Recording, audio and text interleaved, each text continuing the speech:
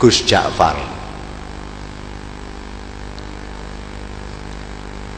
Di antara putra-putra Kiai Saleh, pengasuh pesantren Sabilul Muttaqin dan sesepuh di daerah kami, Gus Ja'far lah yang paling menarik perhatian masyarakat.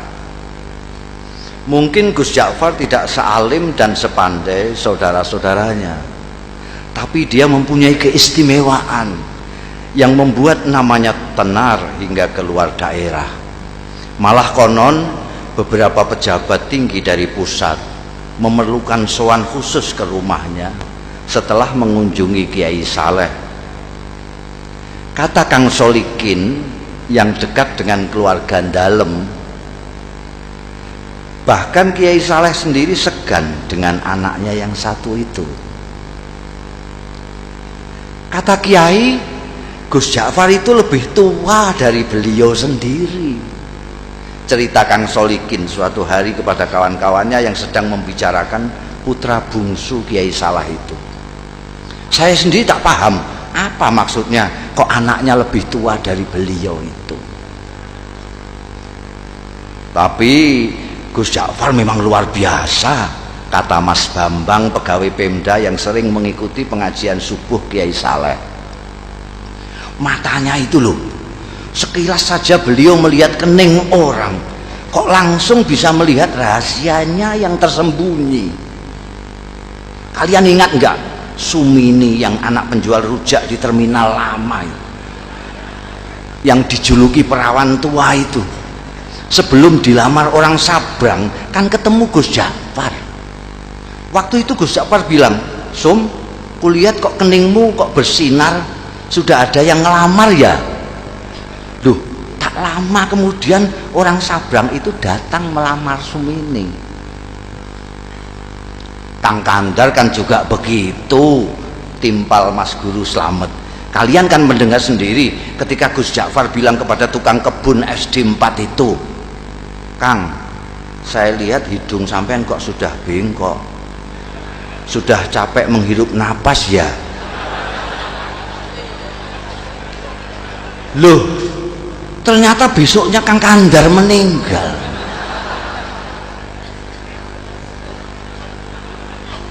Ya, waktu itu saya pikir Gus Ja'far hanya berkelakar, sahut Ustadz Kamil.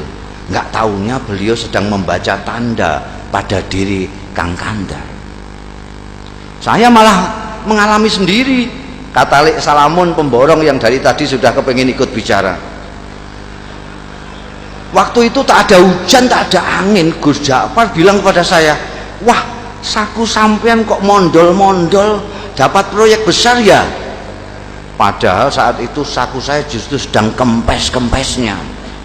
Dan percaya atau tidak, esok harinya saya memenangkan tender yang diselenggarakan Pemda tingkat provinsi. Apa yang begitu itu yang disebut ilmu kasab ya? Tanya Pak Carik yang sejak tadi hanya asik mendengarkan. Mungkin saja, jawab Ustadz Kamil. Makanya saya justru takut ketemu Gus Ja'far itu, takut dibaca tanda-tanda buruk saya,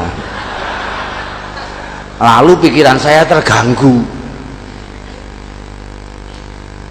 Maka ketika kemudian sikap Gus Ja'far berubah, masyarakat pun geger, terutama para santri kalong, orang-orang kampung yang ikut mengaji tapi tidak tinggal di pesantren seperti Kang Solikin ya, yang selama ini merasa dekat dengan beliau. Mula-mula Gus Ja'far menghilang berminggu-minggu. Kemudian ketika kembali, tahu-tahu sikapnya berubah menjadi manusia biasa. Dia sama sekali berhenti dan tak mau lagi membaca tanda-tanda, tak mau lagi memberikan isyarat-isyarat yang berbau ramalan. Ringkas kata, dia benar-benar kehilangan keistimewaannya. Jangan-jangan ilmu beliau hilang pada saat beliau menghilang itu. Komentar Mas Guru Slamet penuh penyesalan. Wah, sayang sekali. Apa gerangan yang terjadi pada beliau ya? Kemana beliau pergi saat menghilang pun kita tidak tahu, kata Lek Salamun. Kalau saja kita tahu kemana beliau pergi, mungkin kita akan mengetahui apa yang terjadi pada beliau. dan mengapa beliau kemudian berubah. Tapi bagaimanapun ini ada hikmahnya, ujar Ustadz Kamil.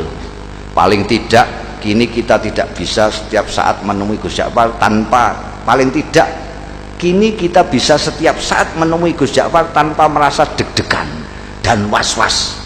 Bisa mengikuti pengajiannya dengan niat tulus mencari ilmu, tidak takut ditebak-tebak. Maka jika kita ingin mengetahui apa yang terjadi dengan Gus kita ini hingga sikapnya berubah dan ilmunya hilang, sebaiknya kita langsung saja menemui beliau. Begitulah sesuai usul Ustadz Kamil pada malam Jumat sehabis wiridan salat Isya, saat mana Gus Ja'far Prai tidak mengajar, rombongan santri Kalong sengaja mendatangi rumahnya. Kali ini hampir semua anggota rombongan merasakan keakraban Gus Ja'far jauh melebihi yang sudah-sudah. Mungkin karena kini tidak ada lagi sekat berupa rasa segan, was-was dan takut dibaca tanda-tandanya. Setelah ngobrol kesana kemari, akhirnya Ustadz Kamil berterus terang mengungkapkan maksud utama kedatangan rombongan.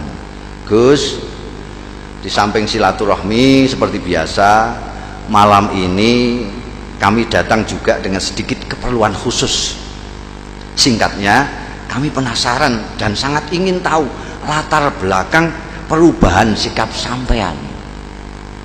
Perubahan apa? Tanya Gus Ja'far sambil tersenyum penuh arti. Sikap yang mana? Kalian ini ada-ada saja.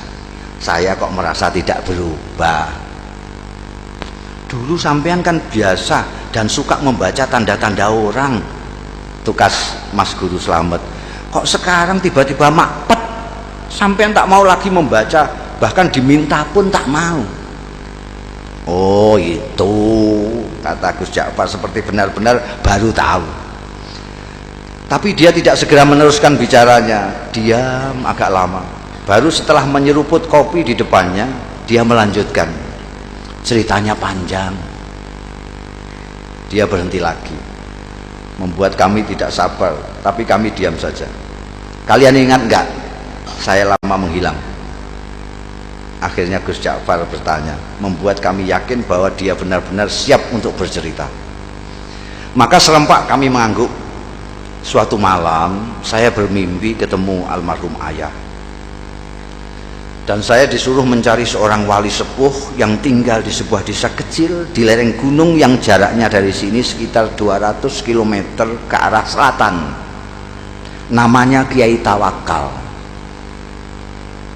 Kata ayah dalam mimpi itu, hanya kiai-kiai tertentu yang tahu tentang kiai yang usianya sudah lebih 100 tahun ini. Santri-santri belajar kepada beliau pun rata-rata sudah disebut kiai di daerah masing-masing.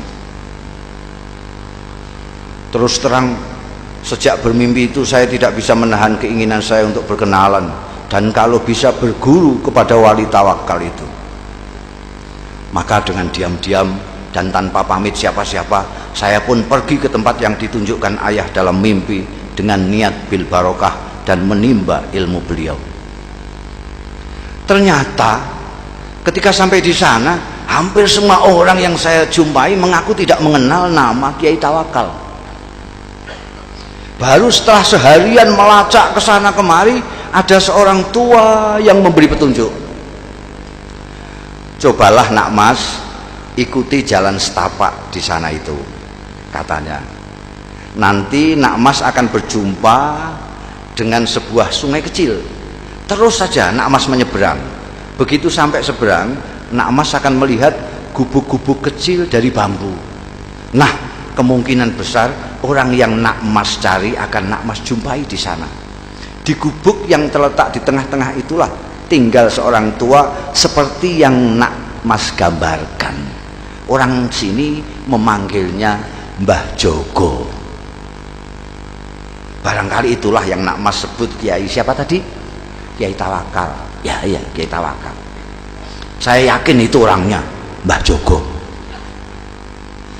Saya pun mengikuti petunjuk orang tua itu, menyeberang sungai dan menemukan sekelompok rumah gubuk dari bambu.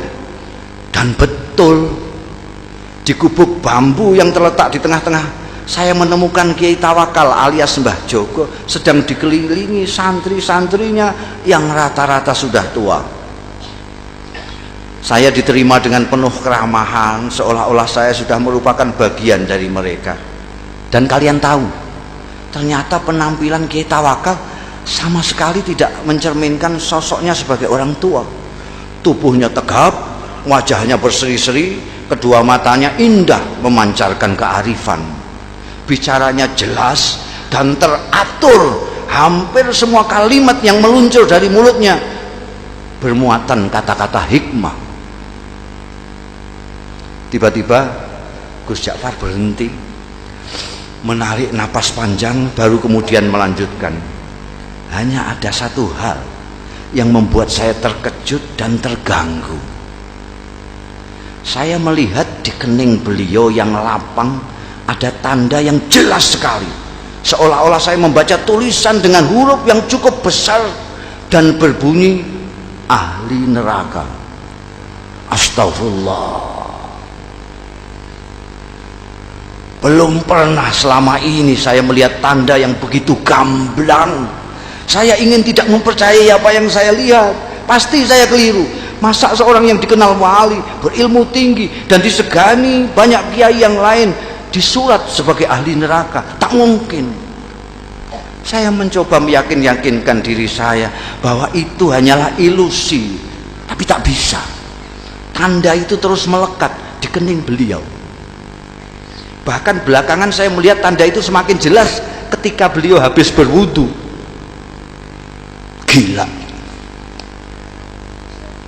Akhirnya niat saya untuk menimba ilmu kepada beliau, meskipun secara lisan memang saya sampaikan demikian, dalam hati sudah berubah menjadi keinginan untuk menyelidiki dan memecahkan keganjilan ini. Beberapa hari saya amati perilaku Kiai Tawakal. Saya tidak melihat sama sekali hal-hal yang mencurigakan. Kegiatan rutinnya sehari-hari tidak begitu berbeda dengan kebanyakan kiai yang lain. Mengimami salat jamaah, melakukan salat-salat sunnah seperti duha, tahajud, witir dan sebagainya, mengajar kitab-kitab, umumnya kitab-kitab besar, mujahadah, zikir malam, menemui tamu dan semacamnya. Kalaupun beliau keluar, biasanya untuk memenuhi undangan hajatan atau, dan ini sangat jarang sekali, mengisi pengajian umum. Memang ada kalanya beliau keluar pada malam-malam tertentu, tapi menurut santri-santri yang lama itu pun merupakan kegiatan rutin yang sudah dijalani Kiai Tawakal sejak muda, semacam lelono broto kata mereka. Baru setelah beberapa minggu tinggal di pesantren, saya mendapat kesempatan atau tepatnya keberanian untuk mengikuti Kiai Tawakal keluar. Saya pikir inilah kesempatan untuk mendapatkan jawaban atas tanda tanya yang selama ini mengganggu saya. Begitulah pada suatu malam purnama, saya melihat Kiai keluar dengan berpakaian rapi. Beliau berbelok. Ketika kemudian saya ikuti belok, saya kaget, ternyata sosoknya tak kelihatan lagi. Yang terlihat justru sebuah warung yang penuh pengunjung. Terdengar gelak tawa ramai sekali. Dengan bengong saya mendekati warung terpencil dengan penerangan petromak itu. Dua orang wanita, yang satu masih muda, yang satu lagi agak lebih tua, dengan dandanan yang menor, sibuk melayani pelanggan sambil menebar tawa genit ke sana kemari. Tidak mungkin Kiai mampir ke warung ini, pikir saya. Ke warung biasa saja tidak pantas, apalagi warung yang suasananya saja mengesankan kemesuman itu. Mas Ja'far, tiba-tiba saya dikagetkan oleh suara yang tak asing di telinga saya, memanggil-manggil nama saya.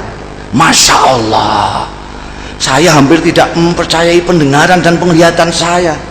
Memang betul, mata saya melihat Kiai Tawakal melambaikan tangan dari dalam warung. Dengan kikuk dan pikiran tak karuan, saya pun terpaksa masuk dan menghampiri Kiai saya yang duduk santai di pojok. Warung penuh dengan asap rokok. Kedua wanita menor menyambut saya dengan senyum penuh arti. Kiai Tawakal menyuruh orang di sampingnya untuk bergeser. Kasih kawan saya ini tempat sedikit. Lalu kepada orang-orang yang ada di warung, Kiai memperkenalkan saya. Katanya, ini kawan saya, dia baru datang dari daerah yang cukup jauh, cari pengalaman katanya. Mereka yang duduk dekat serta-merta mengulurkan tangan, menjabat tangan saya dengan ramah, sementara yang jauh melambaikan tangan.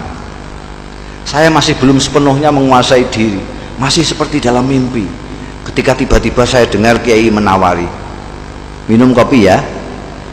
Saya mengangguk asal mengangguk. Kopi satu lagi yuk, kata Kiai kepada wanita warung sambil mendorong piring jajan ke dekat saya. Silakan, ini namanya Rondo Royal, tape goreng kebanggaan warung ini. Lagi-lagi saya hanya mengangguk kepala asal mengangguk. Kiai Tawakal kemudian asik kembali dengan kawan-kawannya dan membiarkan saya bengong sendiri. Saya masih tak habis pikir, bagaimana mungkin Kiai Tawakal yang terkenal waliullah dan dihormati para kiai lain bisa berada di sini, akrab dengan orang-orang beginian, bercanda dengan wanita warung. Inikah yang disebut Lelono Broto? Ataukah ini merupakan dunia lain beliau yang sengaja disembunyikan dari umatnya? Tiba-tiba saya seperti mendapat jawaban dari tanda tanya yang selama ini mengganggu saya, dan karenanya saya bersusah payah mengikutinya malam ini. Oh, pantas di keningnya aku lihat tanda itu. Tiba-tiba sikap dan pandangan saya terhadap beliau berubah. Mas, sudah larut malam. Tiba-tiba suara Kiai Tawakal membuyarkan lamunan saya. Kita pulang yuk. Dan tanpa menunggu jawaban saya, Kiai membayari minuman dan makanan kami, berdiri, melampai kepada semua, kemudian keluar. Seperti kerbau dicocok hidung, saya pun mengikutinya. Ternyata setelah melewati kebun sengon, Kiai Tawakal tidak menyusuri jalan-jalan yang tadi kami lewati. Biar cepat, kita mengambil jalan pintas saja ya, katanya. Kami melewati pematang, lalu menerobos hutan, dan akhirnya sampai di sebuah sungai. Dan sekali lagi saya menyaksikan kejadian yang menggoncangkan. Kiai Tawakal berjalan di atas permukaan air sungai seolah-olah di atas jalan biasa saja. Delonyor-delonyor. Sampai di seberang, beliau menoleh ke arah saya yang masih berdiri mematung. Beliau melambai, ayo, teriaknya. Untung saya bisa berenang. Saya pun kemudian berenang menyeberangi sungai yang cukup lebar. Sampai di seberang, ternyata Kiai Tawakal sudah duduk-duduk di bawah pohon randu alas menunggu. Kita istirahat sebentar, katanya, tanpa menengok saya yang sibuk berpakaian. Kita pasti punya waktu, insya Allah sebelum subuh kita sudah sampai pondok. Setelah saya ikut duduk di sampingnya, tiba-tiba dengan suara berwibawa, Kiai berkata mengejutkan, bagaimana? Kau sudah menemukan apa yang kau cari? Apakah kau sudah menemukan pembenar dari tanda yang kau baca di kening saya? Mengapa kau seperti masih terkejut? Apakah kau yang mahir melihat tanda-tanda menjadi ragu terhadap kemahiranmu sendiri? Dingin air sungai rasanya semakin menusuk mendengar rentetan pertanyaan beliau yang menelanjangi itu. Saya tidak bisa berkata apa-apa. Beliau yang kemudian terus berbicara, anak muda, kau tidak perlu mencemaskan saya hanya karena kau melihat tanda ahli neraka di kening saya. Kau pun tidak perlu bersusah payah mencari bukti yang menunjukkan bahwa aku memang pantas masuk neraka. Karena pertama, apa yang kau lihat belum tentu merupakan hasil dari pandangan kalbumu yang bening. Kedua, kau tak akan tahu sebagaimana neraka, surga, aku adalah milik Allah. Maka terserah kehendaknya, apakah ia mau memasukkan diriku ke surga atau ke neraka. Untuk memasukkan hambanya ke surga atau neraka, sebenarnya lah ia tidak memerlukan alasan. Sebagai kiai, apakah kau berani menjamin amalmu pasti mengantarkanmu ke surga kelak? Atau kau berani mengatakan bahwa orang-orang di warung yang tadi kau pandang sebelah mata itu pasti masuk neraka? Kita berbuat baik karena kita ingin dipandang baik olehnya. kita ingin berdekat-dekat dengannya, tapi kita tidak berhak menuntut balasan kebaikan kita darinya. Mengapa? Karena kebaikan kita pun berasal darinya. Bukan begitu? Bukan begitu. Aku hanya bisa menuntut, sementara Kiai Tawakal terus berbicara sambil menepuk-nepuk punggung saya. Kau harus lebih berhati-hati bila mendapat cobaan Allah berupa anugerah. Cobaan yang berupa anugerah tidak kalah gawatnya dibanding cobaan yang berupa penderitaan. Seperti mereka yang di warung tadi, kebanyakan mereka orang susah. Orang susah sulit kau bayangkan bersikap takabur atau ujub, atau sikap-sikap lain yang cenderung membesarkan diri sendiri. Berbeda dengan mereka yang mempunyai kemampuan dan kelebihan. Godaan untuk takabur, sombong dan sebagainya itu datang setiap saat. Apalagi bila kemampuan dan kelebihan itu diakui oleh banyak pihak. Malam itu saya benar-benar merasa mendapatkan pemahaman dan pandangan baru dari apa yang selama ini sudah saya ketahui. Ayo kita pulang. Tiba-tiba Kiai bangkit. Sebentar lagi subuh, setelah sembahyang subuh nanti kau boleh pulang. Saya tidak merasa diusir. Nyatanya memang saya sudah mendapat banyak dari Kiai luar biasa ini. Ketika saya ikut bangkit, saya celinguan. Kiai Tawakal sudah tak tampak lagi. Dengan bingung saya terus berjalan. Ku dengar azan subuh berkumandang dari sebuah surau, tapi bukan surau bambu kami. Seperti orang linglung, saya datangi surau itu dengan harapan bisa ketemu dan berjamaah saat subuh dengan Kiai Tawakal. Tapi jangankan Kiai Tawakal, orang yang mirip beliau pun tak ada. Tak seorang pun dari mereka yang berada di surau itu yang saya kenal. Baru setelah sembahyang, seseorang menghampiri saya. Apakah sampean Ja'far? Tanyanya. Ketika saya mengiyakan, orang itu pun menyerahkan sebuah bungkusan besar yang ternyata berisi barang-barang milik saya sendiri. Ini titipan Mbah Jogo, katanya milik sampean. Beliau di mana? Tanya saya buru-buru. Mana saya tahu, jawabnya. Mbah Jogo datang dan pergi semaunya. Tak ada seorang pun yang tahu dari mana beliau datang dan kemana beliau pergi. Begitulah ceritanya. Dan Kiai Tawakal alias Mbah Jogo yang telah berhasil mengubah sikap saya itu tetap merupakan misteri. Gus Ja'far sudah mengakhiri ceritanya, tapi kami yang dari tadi suntuk mendengarkan masih diam tercenung sampai Gus Ja'far kembali menawarkan sungguhannya. Monggo, monggo, tidak. Wassalamualaikum warahmatullahi wabarakatuh.